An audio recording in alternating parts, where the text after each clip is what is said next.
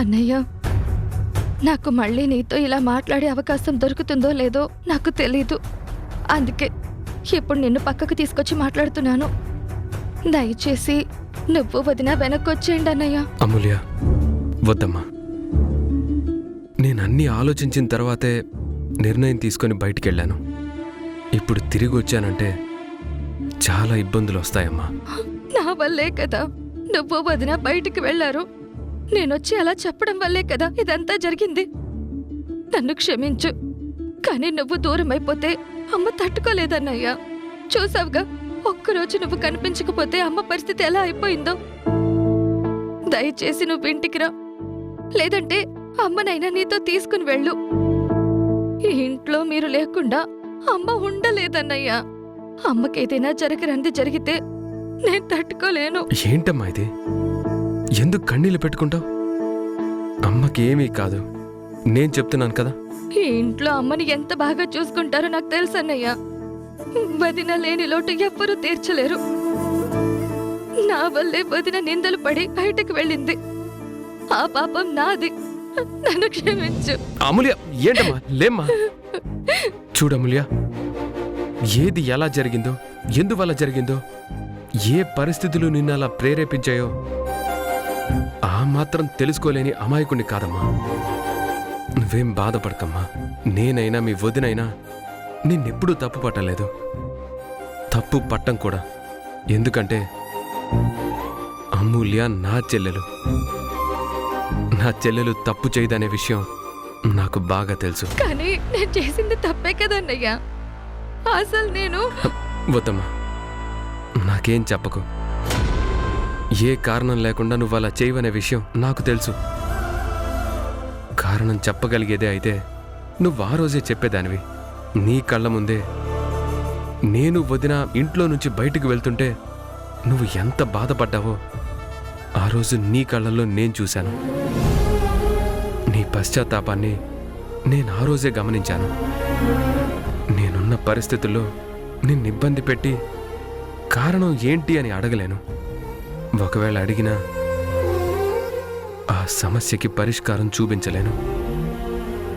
నేను మీ వదిన బాగా ఆలోచించే నిర్ణయం తీసుకొని బయటికి వెళ్ళాం. ఇందులో నీ తప్పు అనుమాత్రం కూడా లేదు. నీ వల్లే అంతా జరిగిందని నువ్వు కుమిలిపోవద్దు. నా మాట విను. నా బాధంతా అమ్మ గురించి అన్నయ్య. నాకు శశి వదిన మీద నమ్మకం లేదు. అమ్మనెవరు చూసుకుంటారు చెప్పు? అమూల్య, నేనేమి అమ్మకి నీకు దూరం కావట్లేదమ్మా. ఈ ఇంట్లో ఉండేది బయట ఉంటున్నాను అంతే. నీకైనా అమ్మకైనా బాలుకైనా ఎప్పుడు ఏ అవసరం వచ్చినా అందరికీ నేను అందుబాటులోనే ఉంటాను. నాకు చేతనైంది ఖచ్చితంగా చేస్తాను. నువ్వేం బాధపడకు.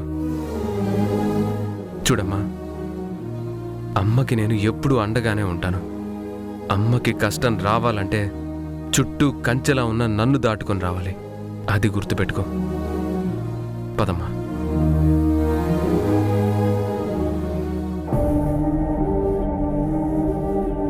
అమ్మా,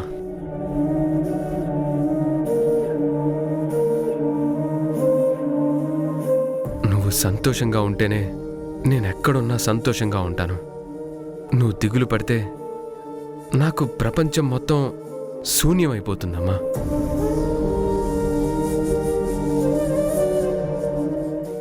అమ్మా, నీకు మాటిస్తున్నాను. నీకెప్పుడు నన్ను చూడాలనిపించినా ఒక్క ఫోన్ చేయమ్మా. ఎక్కడున్నా వచ్చి కనిపిస్తాను, నీతో మాట్లాడతాను. దిగులు పెట్టుకోవద్దమ్మా, సరేనా?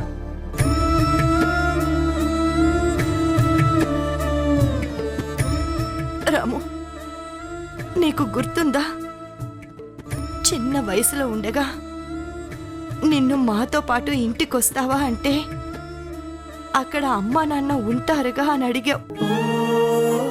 జీవితాంతం అమ్మా నాన్న నీతోనే ఉంటారు, నీకు అండగా ఉంటారు అని ఇలాగే మాటిచ్చి తీసుకొచ్చాను.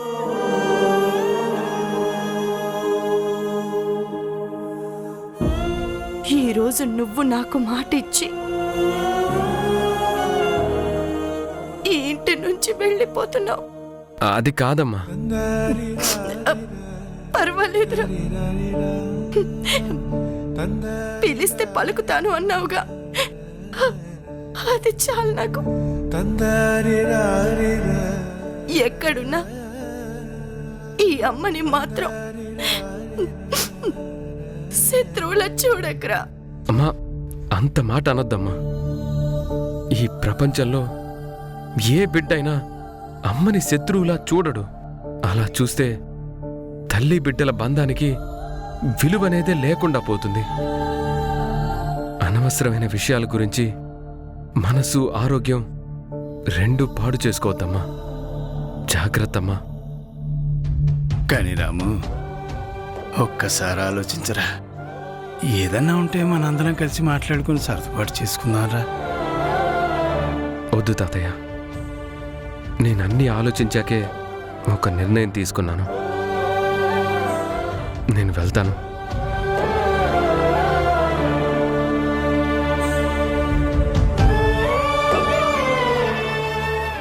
చూడు బాలు, నీకు నా మీద, సీత మీద కోపం ఉండొచ్చు, కానీ ఆ కోపాన్ని అమ్మ మీద మాత్రం చూపించుకో. అటు ఆదిత్య, నేను, మేమిద్దరం ఇంటికి దూరం అయ్యాం. అమూల్య అత్తగారింటికి వెళ్ళిపోతుంది. ఇప్పుడు అమ్మకున్న తోడు నువ్వొక్కడివే. అమ్మని జాగ్రత్తగా చూసుకో. మా అమ్మని ఎలా చూసుకోవాలో నాకు బాగా తెలుసు. నీ సలహాలు నాకేం అవసరం లేదు. అయినా నీకు కన్నతల్లి ఎవరో తెలీదు, అలాంటిది నువ్వు నాకు మా అమ్మని ఎలా చూసుకోవాలో చెప్తున్నావా? బాలు! తాతయ్య, ఈ విషయంలో ఎవరూ కలగజేసుకోకండి. మీరు అవునన్నా కాదన్నా ఈ అమ్మ మాకు మాత్రమే అమ్మ, ఈ మనిషికి కాదు. సరే బాలు, అన్నీ తెలిసి నీకు ఇక చెప్పగలిగేదేముంది? వస్తాను. ఇంకా రావద్దు. బాలు, ఏంట్రా మాటలు? సరేరా.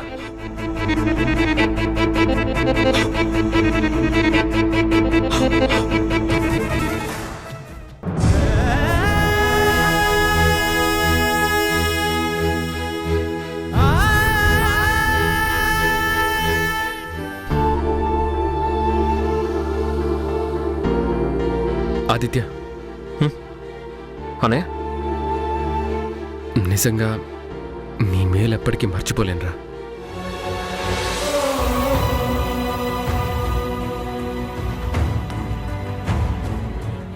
ఏంటన్నయ్య ఇది? నిజంగా బాలు అన్న మాటలకి నేను ఈ ఇంట్లోకి అడుగు పెట్టలేనేమో, అమ్మని చూడలేనేమో అనుకున్నాను. కానీ నీ వల్లే ఈరోజు మళ్ళీ అమ్మని కలవగలిగాను.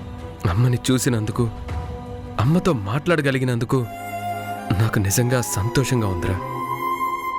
నీ ఆవేశం చూసి నేనెప్పుడూ భయపడతాను, కానీ ఈరోజు ఈ ఆవేశమే అమ్మను నన్ను కలిపింది. చాలా థ్యాంక్స్ రా. ఏంటన్నయ్య నువ్వు నాకు థ్యాంక్స్ చెప్పడం ఏంటి?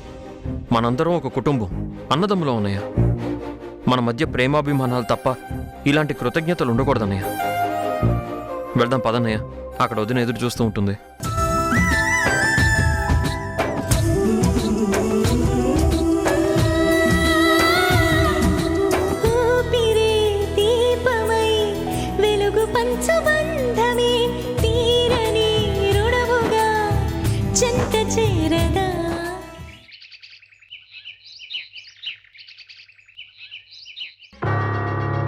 అరే, అసలు ఏం చూసుకున్న సీతకంత అహంకారం? దాన్నసలు ఊరికే వదిలిపెట్టకూడదండి, ఇంతకింత చెయ్యాలి. అయినా తప్పు మనది కూడా ఉందిలే సరోజ. మన తప్పుందా? ఏం తప్పుంది? ఆ సీతారాములు ఎలాగో రోడ్డున పడ్డారు, అడుక్కి తినే స్టేజ్కొచ్చారు.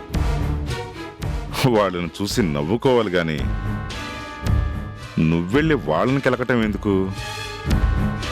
వాళ్ళు ఎంత దిగజారాలో అంత దిగజారారు. అలాంటి వాళ్ళని దూరం నుంచే చూడాలి తప్ప కదిలించి తిట్లు తినకూడదు. మనకి రావాల్సిన సిమెంట్ ఫ్యాక్టరీని మన చేతికి రాకుండా ఆపిందెవరు? ఈ సీత కాదా? అందుకే దాన్ని మరింత ఏడిపించాలని వెళ్ళి కదిలించాను. ఎప్పుడైనా ఒక్కటి గుర్తుపెట్టుకో సరోజా, జీవితంలో దెబ్బతిని కింద పడినవాడు తేనెటీగతో సమానం. ఎప్పుడు దూరం నుంచే పొగ పెట్టాలి గాని దగ్గరికి వెళ్ళకూడదు. ఆ రామ్ సీతలని ఏడిపించాలి అంటే మన చేతిలో ఉన్న పొగ ఎవరనుకుంటున్నావు? అమూల్య. అమూల్యని ఒక్కసారి పిలు, ఏం చేయాలో నేను చెప్తాను. అది ఇంట్లో ఎక్కడుంది? ఆ రాణిని చూడ్డానికని పుట్టింటికి వెళ్ళింది. పుట్టింటికి వెళ్ళిందా? అక్కడికెందుకు పంపించావే? నేనెందుకు పంపిస్తానండి? చందుగాడే తీసుకుని వెళ్ళాడు. అలా ఎలా తీసుకెళ్ళాడు? అసలు ఎందుకు తీసుకుని వెళ్ళాడు? అసలే ఆ సీతారాంని ఇంట్లో నుంచి బయటికి పంపించటానికి అమూల్యని పావుగా వాడాను. ఇప్పుడు వాడికి ఆ పిల్ల నిజాలు చెప్తే ఇంకేమైనా ఉందా?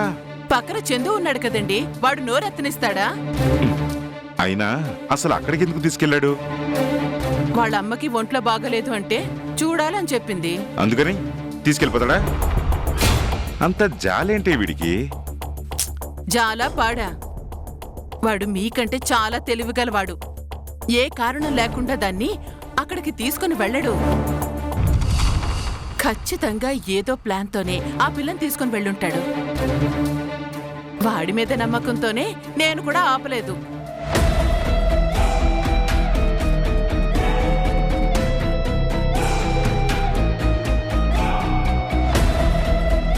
ఏమండి, అదిగో.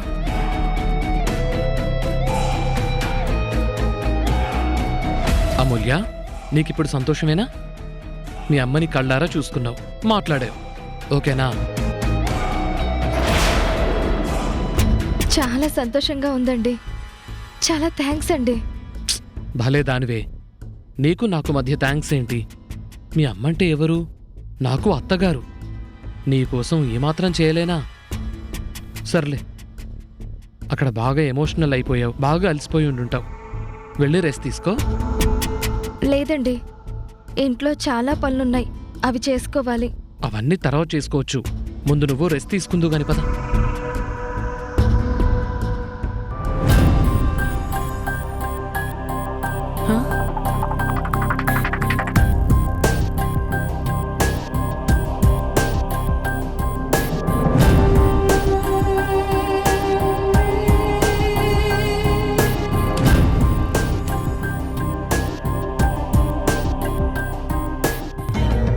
ఏంట్రా?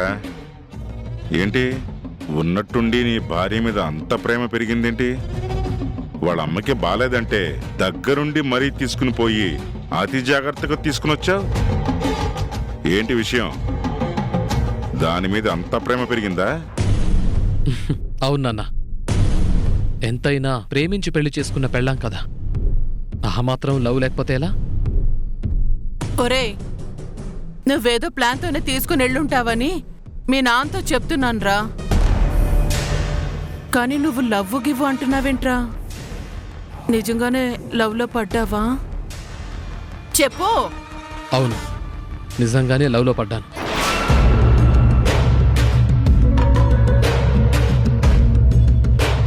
కానీ అమూల్యతో కాదు. మరి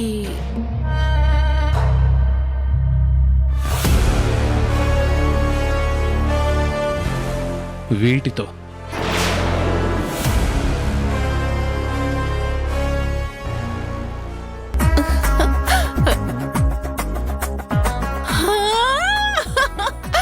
నగలు. అయ్యో, ఎక్కడ ఫ్రైవి? మా అత్తగారింట్లోవి. నిజంగానా? అంటే వీటి కోసమే ఆ పిల్లని తీసుకెళ్ళావా? మరి లేకపోతే ప్రేమతో తీసుకెళ్ళాలనుకున్నారా? ఈ నగలు కొట్టుకుని రావటం వెనక ఆ శశికి చిన్న వార్నింగ్ ఇవ్వటం లాంటి కాన్సెప్ట్ కూడా ఉంది డాడీ. శశిరేఖకు వార్నింగా? అవును డాడీ.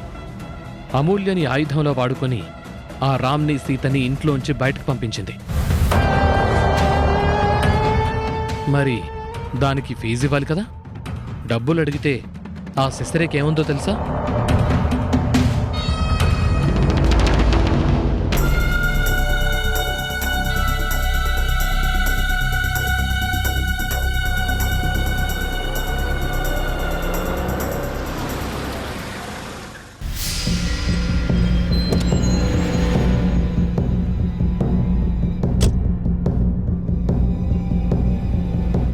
రా అక్క రా, నీ గురించే ఎదురు చూస్తున్నాను. ఏంటి ఏదో అర్జెంటుగా మాట్లాడాలి రమ్మనన్నావ్? అదేదో ఫోన్లో చెప్పొచ్చు కదా. నన్ను రప్పించడం అవసరమా? చాలా అవసరం అక్క. అవసరమా? ఏంటో చెప్పు. నాకు డబ్బులు కావాలి. డబ్బులా? ఎందుకు? ఎందుకు కాదు, ఎంత అని అడగాలి. సరే, ఎంత? 25 లక్షలు. వాట్? 25 లక్షలా? ఎందుకు ఇవ్వాలి? సర్వీస్ ఛార్జ్ అనుకో, లేదంటే ఫీజు అనుకో, ఏదైనా సరే నీ ఇష్టం. ఫీజేంటి? అసలు ఏం మాట్లాడుతున్నావు నువ్వు? కంగారు పడకక్క. ఎన్నో రోజుల నుంచి ఆ రామ్ని సీతని ఇంట్లోంచి బయటకు పంపించాలని ప్లాన్ చేశావు, కానీ నీ వల్ల కాలేదు. దానికి అమూల్యని ట్రంప్ కార్డుల వాడావు. చివరికి అనుకుంది సాధించావు. మరి నా భార్యని అడ్డుపెట్టుకుని అంత లాభం పొందినప్పుడు కనీసం ఒక 25 లక్షలైనా ఫీజు ఇవ్వాలి కదా. ఏంటి తమాషాలు చేస్తున్నావా? లేదక్క, సీరియస్గానే అడుగుతున్నాను. టిప్ ఇవ్వకపోతే బార్లో వెయిటర్ కూడా మనల్ని పట్టించుకోడు. అలాంటిది ఆ మాత్రం ఛార్జ్ చేయకపోతే ఎలా? ఇచ్చే అక్క, నాకు డబ్బుతో చాలా పనులున్నాయి. ఏంటా పనులు? ఆ, అమూల్యాన్ని తీసుకొని హనీమూన్కి వెళ్ళాలి.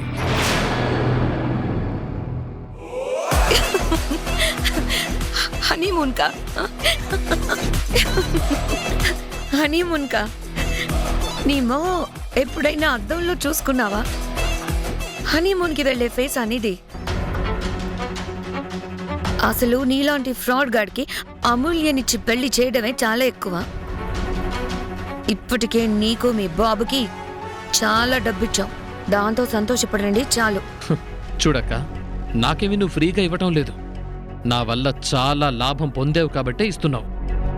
అమూల్య నీతో రాకపోతే, రాణిగారికి ఆ ఫోటో చూపించకపోతే ఆ రామ్ని సీతని ఇంటి గడప దాటించేదానివే కాదు. అది గుర్తుపెట్టుకో. Shut up! ఏంటి నాకు రివర్స్ కావాలని చూస్తున్నావా? చూడు, ఇప్పుడు నేను తలుచుకున్నానంటే అమూల్యకి నీకు విడాకులు పెంచేలా చేసి నిన్ను మళ్ళీ బికారిని చేయగలను. ఇప్పటికే నీకు చాలా డబ్బులు ఇచ్చాను. ఇచ్చిన దాంతో సంతోషపడు. మళ్ళీ ఇలాంటి సర్వీస్ ఛార్జీలు, ఫీజులు అని నా టైం వేస్ట్ చేసావంటే నీ ట్రీట్మెంట్ వేరేలా ఉంటుంది. Take care.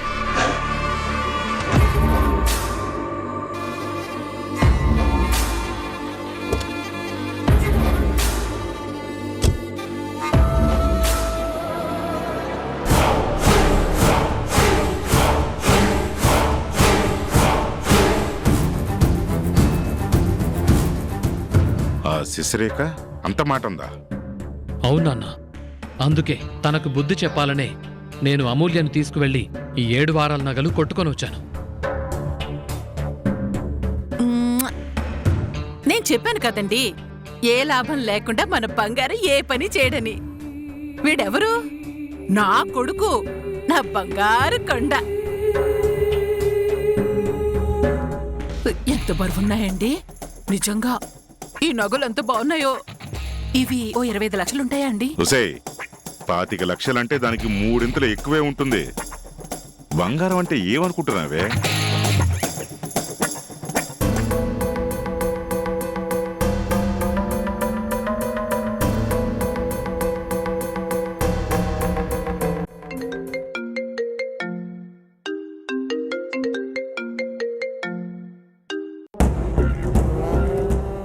ఏంటి మళ్ళీ ఎందుకు ఫోన్ చేసావు?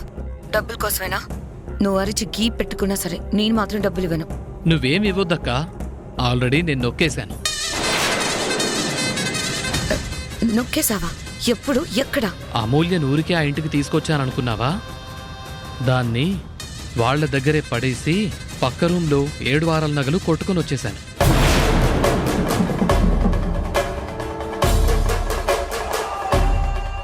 ఏయ్! ఏయ్! చందు నిన్ను ఆవేశపడకక్క, కాస్త నేను చెప్పేది విను. ఈ రోజో రేపో ఆ నగలు పోయిన విషయం బయటకు వస్తుంది. అందరూ ఏమైందని టెన్షన్ పడతారు. నువ్వు జాగ్రత్తగా మేనేజ్ చేసుకో. నేనెందుకు మేనేజ్ చేయాలి? నీ మీద పోలీస్ కేసు పెట్టిస్తాను. పెట్టించు. నాతో పాటు నా వెనకాలే నువ్వు కూడా వచ్చేస్తావక్క. నువ్వే ఆ నగలు నొక్కేసి నాకిచ్చావని చెప్పానే అనుకో. నీ పరిస్థితి ఏంటో బాగా ఆలోచించుకో. నాకు ఎలాగూ జైలు, పోలీస్ స్టేషన్లు కొత్త కాదు. కానీ నీకే బాగా ఇబ్బంది అక్క. బాగా ఆలోచించుకో. హే! Oh, shit. Idiot.